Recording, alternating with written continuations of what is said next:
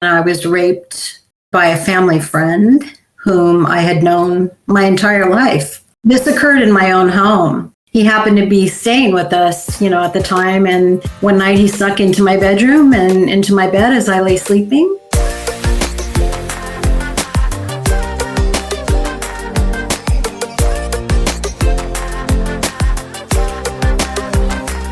Hello and welcome. Thank you for joining me on the Gift of Need podcast. I'm Jude Trang, author and observer of human need in society.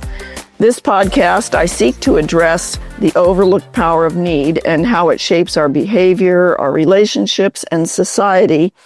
And it's born from the belief that our needs are not burdens, but they are opportunities and gifts. My guest today is Julie Nunn. I am thrilled to have her with me, calling in from California. Julie's a survivor of sexual assault and an advocate for women who have been sexually assaulted.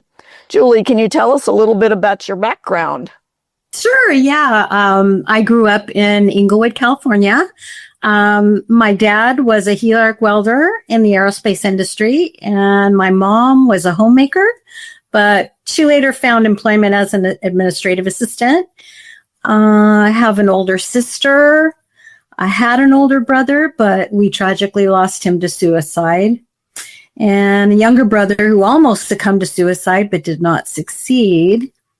And I also have wonderful aunts and cousins. Well, sexual assault is a really difficult topic to hear about, but it is even more difficult to be the one sharing this very intimate part of your life. Regardless of the portrayal of sex as a merely physical act in our culture, present and historically, it is the most intimate act that two people can have, and due to the complex interactions between our biological and psychological parts of us, it is profoundly linked to our psyche and well-being. I think we all know that consensual sexual activity is good for our health and emotions because it triggers all of those feel-good hormones. It stimulates our brain's pleasure and reward pathways. I think it is well known that it can benefit our entire life and relationships. But what happens when it's not a mutually engaged act, but an act of aggression on someone through either manipulation or coercion or force? Julie, would you begin by telling us briefly about how old you were and the circumstances surrounding the sexual assault you experienced? Sure. Well, I was sexually assaulted, actually groped on one of my first jobs. I was 17. Whoa. Yeah, really young. And then cut to the age of 19, and I was raped by a family friend whom I had known my entire life. This occurred in my own home. He happened to be staying with us, at the time. And one night he snuck into my bedroom and into my bed as I lay sleeping. This happened over the course of 2 nights. I woke up to him literally on top of me. Jeez. I tried pushing him off, but when I did, he basically had me pinned, so I couldn't really move. The more I tried to fight, of course, the harder he held me against my will. I went into kind of what's commonly known as, but not to me at the time, as a freeze state. Mm-hmm. This unfortunately occurred 2 weeks prior to my upcoming wedding.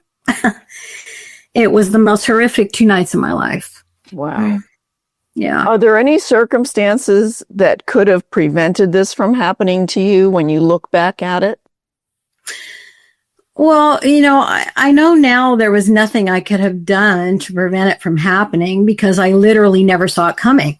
It came out of nowhere. I mean, this man had never been in any way inappropriate in his behavior toward me in all the years I've known him prior to the nights of the rape. So.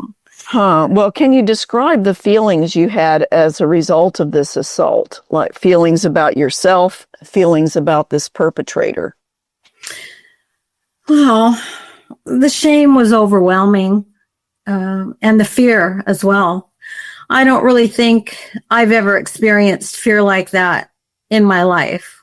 with maybe the exception of being held at gunpoint during a robbery when I was working in a drugstore. But that's okay. We got to have that on another podcast. Right? That's a whole another story of trauma.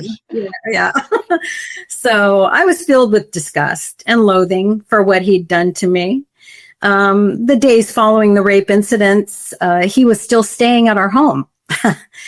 He sat at our kitchen table and laughed and joked with my mom as she made his breakfast, as if it were any other day in his life. Wow. I was appalled by his joie de vivre, it was unnerving. I saw myself in my mind taking a knife out of the kitchen drawer and castrating him with it and watching him bleed out. I'm seeing this playing in my head, right? Thankfully, he didn't stay with us after that second day. It's funny because I can have this conversation with you now, but even 5 or 6 years ago, I wouldn't have been able to sit here and say this to you. Mm-hmm. So that's kind of how far I've come. But he left while I was scrubbing myself raw again in the shower. It was a relief to know he was gone.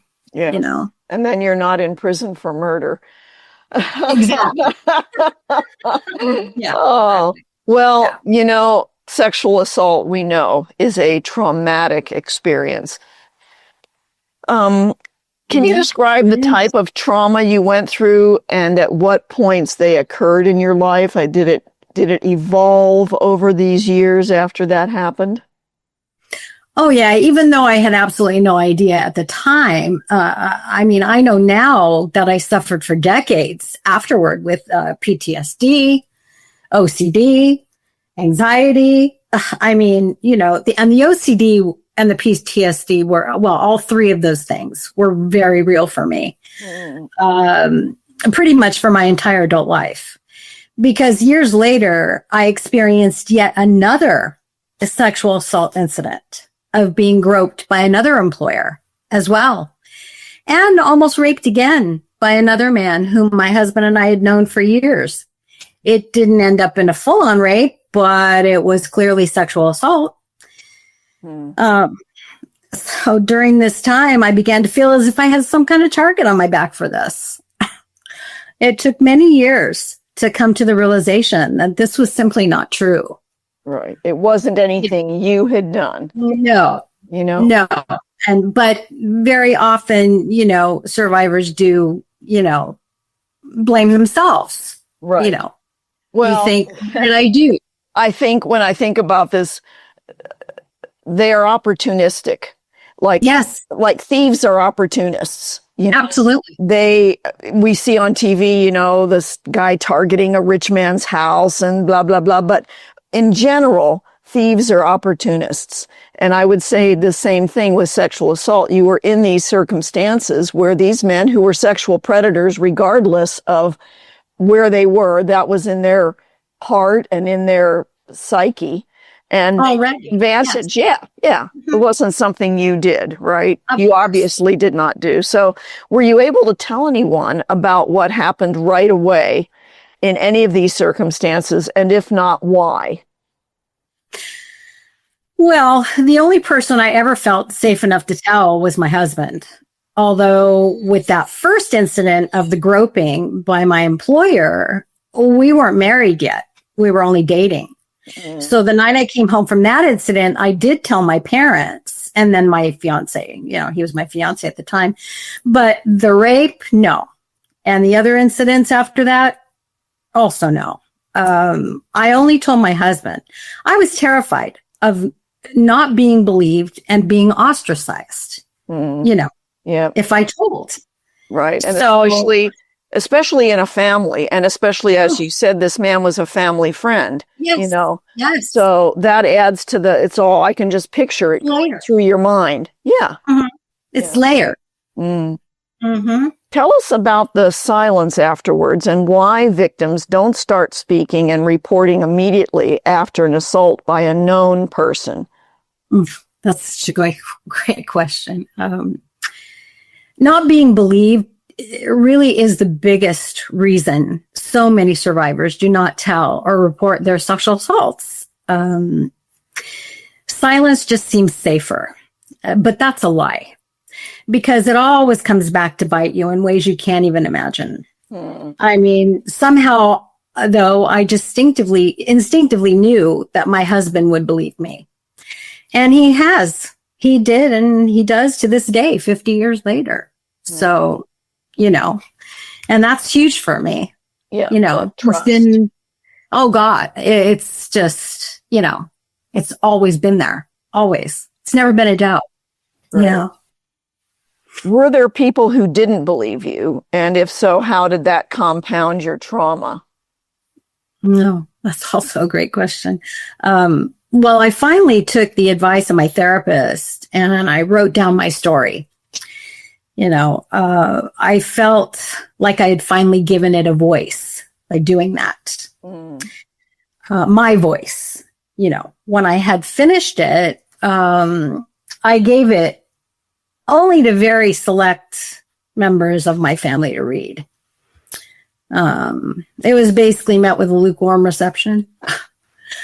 I'm not sure if they didn't believe it or if they just simply didn't know what to say. That's the case with a lot of people, not just my family members, but people that I've met. When you start telling your story, you can feel them backing away from you. Yep. It's palpable, So this compounded the trauma for me for a while after that. But it was during this time that I was in therapy, so that helped me to deal with the situation quite a lot. Yeah, I would think, Did you ever confront your rapist? And if not, can you explain why? I completely shoved it down. I swallowed all the pain and the trauma. All I could see really in my mind was if I confronted him was his denial, the police, SVU involvement, possible court proceedings, my accusation not being believed, my parents' disbelief, my upcoming wedding in ruins. It made my head spin. It just made my head spin. I loved my fiance and I wanted so much for the life we were planning together, I was not going to let the bastard take that all from me. So I just put all the pain and all of that trauma in a mythical drawer and locked it with a key. But, little by little, day by day, the drawer unlocked itself and the trauma started insinuating itself into the life I had worked so hard to build. It was coming out in lots of different ways that weren't healthy. Right, of course. And I understand the point of your accusation not being believed. I mean, this is the problem with rape. It's happening where nobody's there witnessing it. It's your word against theirs, right? And it's a very difficult situation. And usually it doesn't get dealt with judiciously,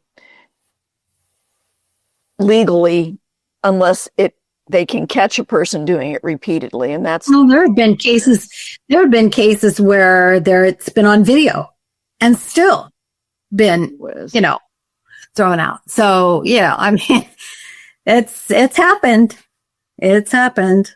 Well, what is the recommendation for victims of assault as far as confronting their attacker? Well, I don't know what anyone else says, but what I say is it has to be up to the survivor.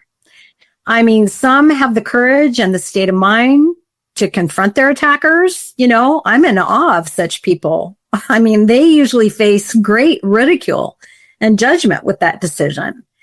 But, on the flip side, if you choose not to confront, your perpetrator like I did, you'll spend the rest of your life making peace with that decision.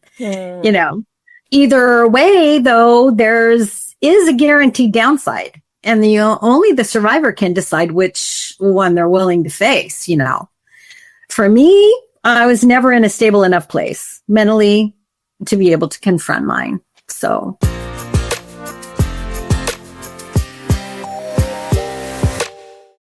it seems that you really needed and benefited from care and empathy, that loving support from compassion. And I love when I learned the meaning of compassion, that it means literally from the ancient Latin, and to suffer with somebody, the connection of suffering with another person. Once you were able to speak about this, did you have the support and compassion? And if so, from whom? Well, I mean, my husband has always been my greatest support, along with our kids, you know. Although my kids didn't know any of what had happened to me, you know, until they read my memoir, I'd written my story. By then they were grown adults though. So I struggled whether or not to have them read it, frankly, you know, but in a strange way, allowing them to read it was cathartic for them and for me, because, you know, things became clearer for them and they came to a greater understanding with regard to the way I had mothered them. There were times when I was too harsh, too angry with them at times, when I was triggered, you know, and of course they didn't understand why. They were kids, right? Right. So much of that was due to the fact that I had not sought out any help, you know, at that point to deal with any of it. I didn't go into serious therapy until 2019. Wow. So, but my husband and our kids encouraged me to go, and they supported me all the way. And that meant everything. Oh, that's wonderful. Everything. Yeah. You know, in the context of the gift of need, you clearly have experienced extreme need in your life. Have you been able to use what you have gone through and offer it as a gift to others? Actually, yes. I'm now a volunteer with a nonprofit organization on a teen and young adult committee who helps in various ways. They partner with other organizations within the community. A part of this community is called Operation Safe House.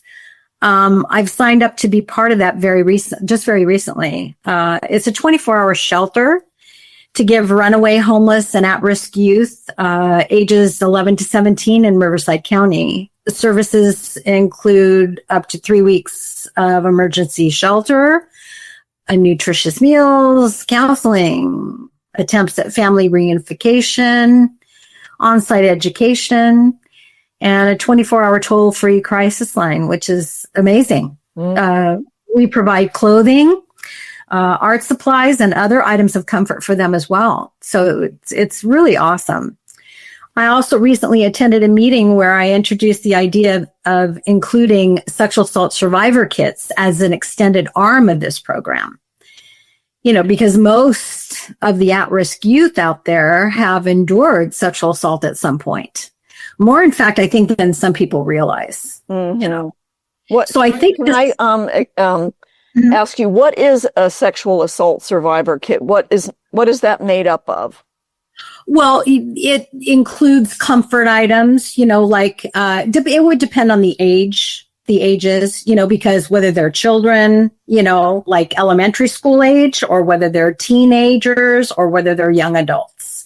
So it would be age appropriate things put in the bag, like, you know, maybe perhaps a teddy bear for comfort, a journal, you know, to write in, you know, personal hygiene items, you know, because many times when sexual assault rape survivors leave the hospitals, they leave without the clothes that they came in with. So they have nothing. Wow. So sometimes those kits would provide a change of clothing, you know, a comb, a brush, a toothbrush, you know, things that we don't even think about. Right. They would be included in these kits, and that they would be given by advocates who go into the hospitals, you know, and they would be able to provide those things to them. Great. You know, that is great. So that they don't leave, you know, with nothing. So, yeah. 51 actually out of our over 90 of our chapters across the United States offer the sexual assault survivor kits, but Riverside, California doesn't. So I'm kind of determined to change that. Oh, that is great. Yeah, it's a goal. You know, It's It's one of my goals. There Yeah. you go. That's great. Do you have some tools that you found helpful in your journey that others can use too? Well, I think being an advocate for sexual assault is huge for me now. I'm also part of a sexual assault survivor group on Facebook, and that's given me the opportunity been given the opportunity by the administrator to be a moderator for the group, which is awesome. Great. I've been having a really good time being a moderator for the group, and helping others, because being a part of that group it's such a great tool in by helping others. So there's such an immense need in me now to reach out to others who have been through this. So through my volunteer work and online group, I consider it a gift to those survivors and a way to pay forward what I've learned on my own healing journey, Mm-hmm. I think the importance of the Facebook group cannot be overstated. There is a group called Mothers of Addicts, I think, that I joined when I found out about it long after our son had died. I think there's 35,000 women that are part of it. And what I realized I'm not active on it, but what I realized from reading the posts is that it's a safe place for people who are not ready to write their story, make it public, etc. And when you read those stories, they are like, I had to just stop reading them because they were so emotional. These moms are desperate and about their kids. And I would guess, is that the same for you with the sexual assault? Absolutely, no question. Yes, because it's such a sensitive topic, and so many survivors are just not in a place to be able to, face people in person, but somehow online, they're able to convey their feelings in a safe way. So they're not being judged. They're not being ridiculed. They're being supported. And that's what they need. They need support. They need encouragement. They need, that to know that someone has their back.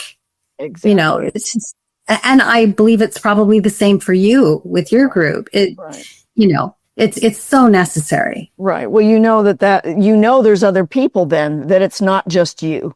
Oh, absolutely. They know it, but knowing it from a distance and knowing it by sharing and hearing the encouragement from other people is really important. Yep. I think, that's that comfort again to suffer this, right? Yes. Yes. It's everything. It's everything. So, what do you hope to see come from your volunteer work? Well, my hope is that, I'm sorry, go ahead. No, with the nonprofit. Yeah. Well, my hope is that through volunteering for this nonprofit, I can encourage teens and young adults to open up about the sensitivity of the subject matter and help eradicate the stigmas associated with it, because there's so many stigmas and misinformation. So much out there, and at the same time, just give real assistance to those going through it, with the specialty kits. That's tangible. That's something that you're actually giving them, right. Something tactile, something they can hold in their hands, right. That can give them comfort. Right. And I think that is very important, because it is one thing to hear words. It's another thing to get a hug, to get somebody hands you something to say, I care. I hear you and I care. And your experience is validated, right? Exactly. It's everything. Is there anything else, Julie, that you would like to share? Well, today I'm pretty much all about healing. Doing everything I can to that end. It's my journey. I have recently gotten back into exercise, yoga and meditation. Now that I'm retired, I have more time to devote to those things. I didn't have so much time before. So now I'm kind of getting back into that. And healing is a process, it's about doing the internal work every day. Some days I do well and other days not so much. But I've kind of learned how to give myself grace on the harder days now. which I didn't do that before. And that's just so, but giving ourselves grace is just, I mean, no matter where you are in your life, we have to give ourselves grace, right? Paying it forward gives me a sense of purpose. It really does. So, I mean, I'll close with this. I mean, you can love yourself, but still feel insecure. You can grow, but still battle your past. You can rise, but still feel the weight, because healing.